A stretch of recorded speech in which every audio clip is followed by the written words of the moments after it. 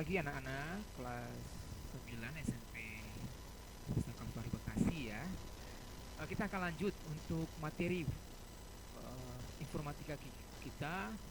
Hari ini kita akan belajar secara khusus untuk bab 3. Ya, kita akan belajar bab 3, perangkat untuk mengakses internet. Pada beberapa minggu lalu Pak Yesus sudah sampaikan bab 2 di link YouTube ini juga. Dan terima kasih atas tanggapannya.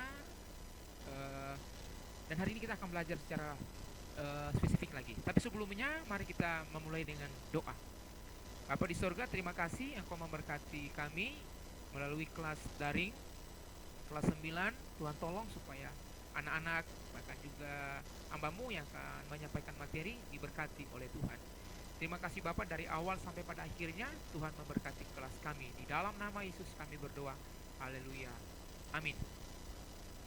Oke, anak-anak tolong perhatikan. Bab 3 ini kita akan belajar tentang perangkat untuk mengakses internet. Wow, apa saja ya kita akan pelajari satu demi satu. Jadi mohon perhatiannya.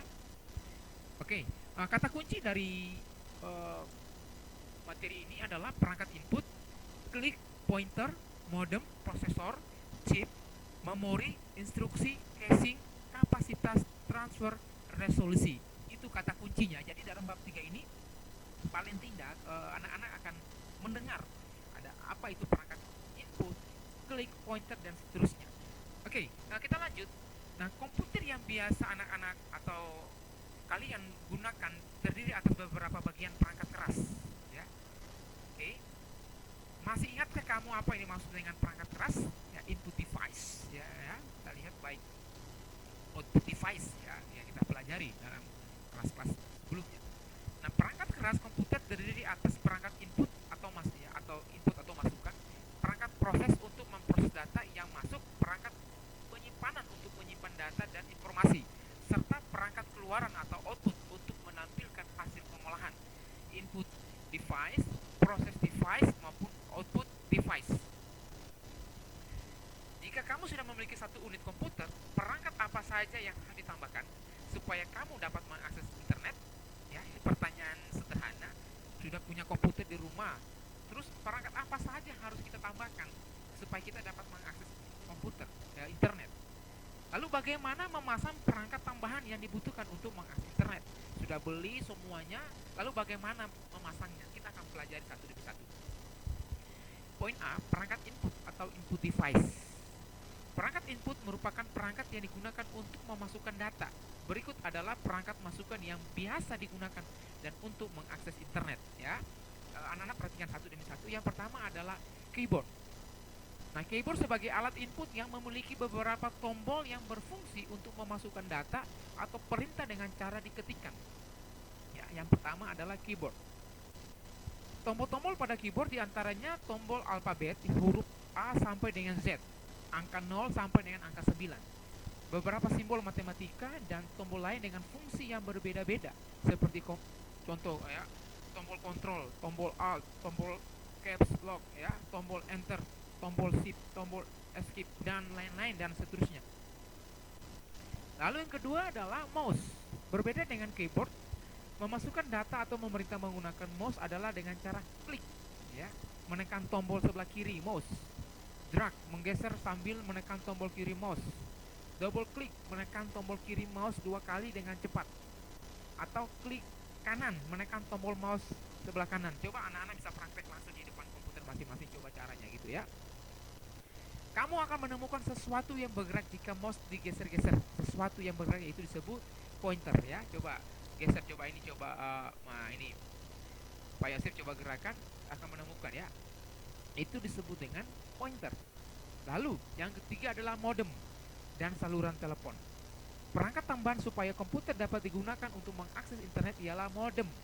Modem atau modulasi demulator merupakan alat yang berfungsi untuk menghubungkan komputer dengan internet. Tugasnya adalah mengubah sinyal digital menjadi analog, proses modulasi, dan mengubah kembali sinyal analog menjadi digital atau demodulasi. Jadi analog, ya, menjadi digital. Modem ada 2 macam, yaitu modem internal dan eksternal.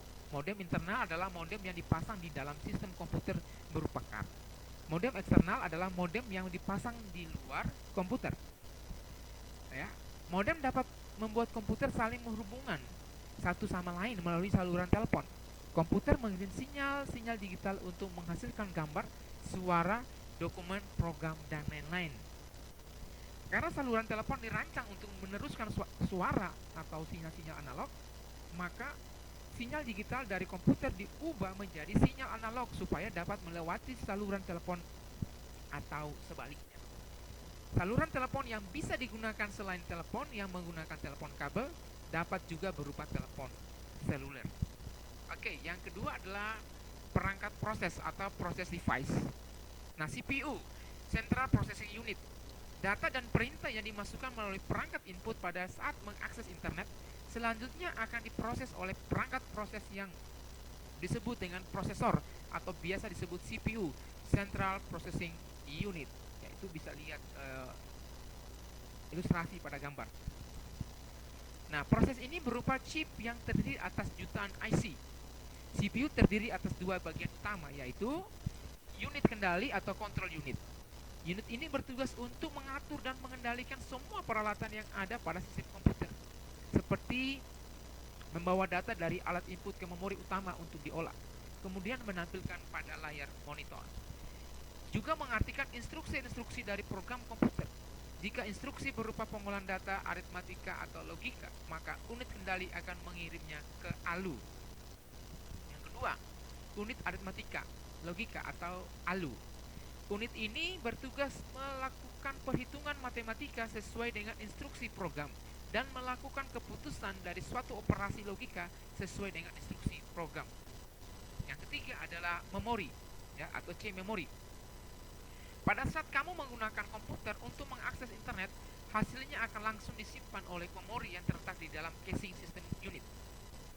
Yang pertama, memori ROM, Read Only Memory. Memori ini berisi perintah yang hanya bisa dibaca oleh komputer saja dan bersifat permanen. Contoh perintah untuk menghidupkan atau mematikan komputer itu fungsi dari memori ROM, Read Only Memory. Yang kedua adalah RAM, Random Access Memory. Memori ini dapat menyimpan data atau perintah sementara selama komputer hidup. Hanya kalau komputer dimatikan, data itu akan hilang. Kapasitas RAM bermacam-macam, antara lain dari kapasitas 128 MB sampai 256 MB dan sebagainya. Kalau sekarang teknologi semakin canggih, bahkan RAM berapa giga pun ada. Oke ya. Lalu yang kedua, perangkat penyimpanan. Setiap dokumen atau data sebaiknya disimpan pada media penyimpanan seperti hard disk, disket, CD, dan flash disk. Kita akan belajar satu demi satu. Yang pertama adalah hard disk. Apa itu hard disk? Hard disk merupakan media penyimpanan yang permanen. Kapasitas penyimpanannya sangat besar, sehingga perangkat lunak sistem operasi disimpan di media penyimpanan ini. Oke ya, itu hard disk. Hard disk berada di dalam casing komputer, menjadi bagian dari sistem unit komputer. Seiring dengan perkembangan teknologi, kapasitas hard disk semakin besar, mulai dari 40 GB ke atas, bahkan sampai berapa ratus GB pun juga ada. 1 tera ya, dan seterusnya. Yang kedua adalah CD atau compact disk. Compact disk merupakan media penyimpanan yang lebih maju lagi. Selain kapasitasnya yang besar, sekitar 650 MB, juga mudah dibawa kemana-mana ya.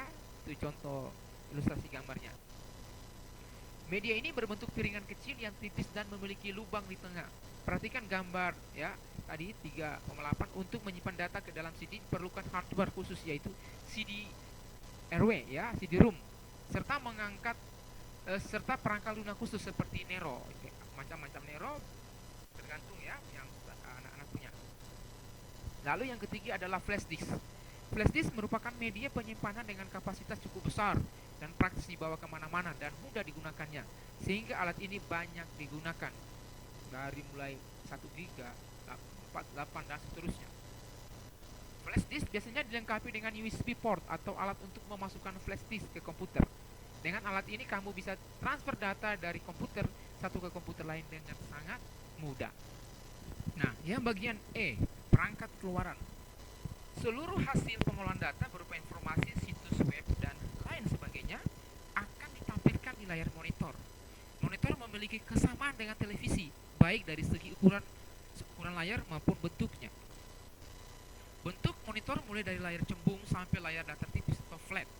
Setiap merek monitor akan menampilkan gambar dengan tingkat ketajaman yang berbeda-beda. Hal ini tergantung pada resolusi monitor tersebut. Perbedaan monitor CRT ya dan LCD yaitu itu yang pertama, penggunaan listrik. Monitor CRT umumnya lebih boros daripada monitor LCD. Monitor LCD lebih aman untuk mata karena radiasinya rendah. Ukuran monitor LCD umumnya ramping sehingga dapat menghemat tempat. Yang keempat, ukuran layar LCD memiliki perbandingan panjang dan lebarnya. Ada resolusinya 4:3, 5:4, 16:9, atau 16:10. Sedangkan untuk layar LCD mempunyai perbandingan 4:3. Nah, bagaimana jika hasil pengolah di internet ingin dicetak pada kertas? Nah, hal ini biasa biasa saja seperti kita mencetak dokumen-dokumen lain melalui printer ya. Ada beberapa jenis printer itu Pak Yosef kasih contoh, bisa lihat ada printer dot matrix, printer inkjet dan printer laser ya. Contoh-contohnya dot matrix itu terbuat dari apa saja bisa lihat. Lalu inkjet itu apa bagaimana itu bisa dilihat di layar. Lalu printer laser juga bagaimana itu anak-anak bisa lihat di layar, bisa baca satu demi satu ya. Nah, printer matrix itu printer menggunakan apa itu? Pak Yosef sudah tampilkan di layar, anak-anak boleh baca satu demi satu, bisa lihat poin demi poin supaya kita akan mengerti apa dan bagaimana cara kerja printernya masing-masing. Oke, jadi rangkuman untuk bab 3 ini, yang pertama, perangkat keras adalah perangkat yang berupa perangkat fisik sehingga bisa dilihat, disentuh dan dipegang. Oke, lalu yang kedua, perangkat keras komputer yang digunakan untuk mengakses internet mencakup perangkat masukan input, proses penyimpanan strong dan keluaran output. Perangkat masukan utama antara lain keyboard dan mouse. Perangkat proses yaitu prosesor, biasa disebut Central Processing Unit atau disebut CPU. Yang kelima, memori terdiri atas random access memory RAM dan ROM. Perangkat penyimpanan antara lain hard disk, compact disk, CD dan flash disk. Yang ketujuh, perangkat keluaran yang bisa digunakan pada saat mengakses internet antara lain monitor, printer dan speaker. Oke, lalu yang terakhir adalah kesehatan dan keselamatan kerja. Perhatikan 4 poin ini. Rawatlah perangkat teknologi dengan baik. Baik jangan sampai kena air, debu, kotoran lainnya. Persilah kabel-kabel, buatlah jadwal dan sebagainya. Hindari penggunaan telepon genggam dengan waktu lama. Perhatikan, baik jadi anak-anak kelas 9, tolong perhatikan ya bagian-bagian karena ini penting untuk keselamatan kita bersama dalam menggunakan internet, komputer maksud Pak Yasef. Oke, ini bab 3 yang akan kita pelajari dalam waktu atau minggu depan. Kita akan masuk pada poin yang berikut ya. Bab 4 nanti ada tugas yang anak-anak akan kerjakan. Jangan lupa isi absennya di classroom, akan dicek kembali. Oke, kalau ada pertanyaan yang kurang mengerti dengan materi ini bisa komen di bawah ini, juga di classroom maupun WA. Oke, demikian juga yang bisa sampaikan. Kita berdoa. Bapa di surga, terima kasih untuk hari ini. Tuhan memberkati kami. Pertemuan selanjutnya Tuhan tolong. Dalam nama Yesus Kristus kami berdoa kepada Bapa di surga. Haleluya. Amin. Oke, terima kasih atas perhatian anak-anak. Kita berdoa. Terima kasih Bapak untuk hari ini. Tuhan memberkati kami dan biarlah kami boleh mengenal lebih baik komputer dan hidup kami untuk kemuliaan nama Tuhan. Dalam nama Yesus Kristus kami berdoa. Haleluya. Amin.